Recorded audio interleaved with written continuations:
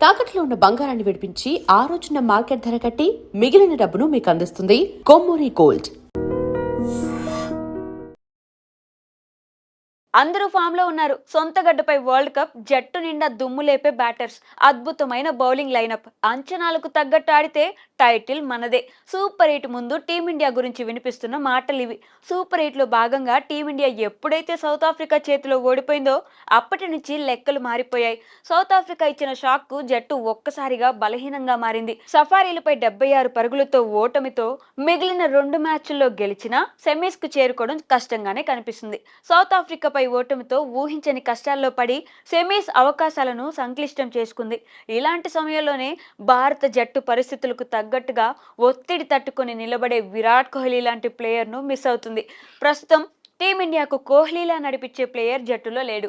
Anchor innings ఆడుతూ young cricketer సలహాలు ఇచ్చే విరాట్ జట్టులో లేని లోటు స్పష్టంగా అర్థమవుతుంది.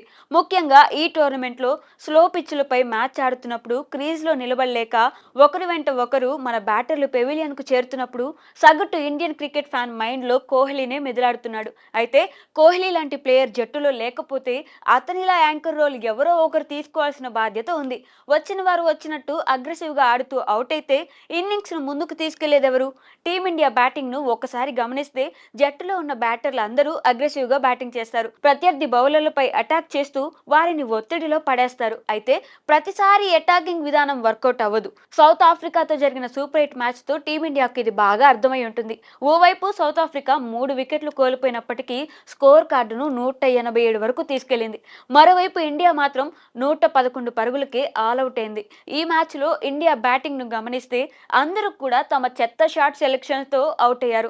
అనవసరంగా అటాకింగ్ గేమ్ ఆడుతూ అవసరం లేకుండా భారీ షాట్ కు ప్రయత్నించి పెవిలియన్ బాట పట్టారు. పిచ్ ఏదైనా దూకుడే మంత్రంగా టీమిండియా బ్యాటర్లు చెలరేగిపోతున్నారు. అయితే కొన్నిసార్లు ఈ ఫార్ములా వర్కౌట్ అవ్వదు.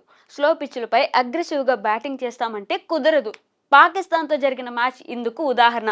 ఇషాన్ కిషన్ తప్పితే మిగిలిన బ్యాటర్లు పరుగులు చేయడానికి తీవ్రంగా శ్రమించారు.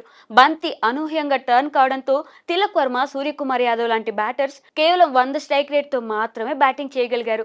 ఒకవేళ ఈ మ్యాచ్ లో ఇషాన్ కిషన్ త్వరగా అవుట్ అయి ఉంటే టీమిండియా పరిస్థితి ఊహించుకోవడానికే భయంకరంగా ఉండేది.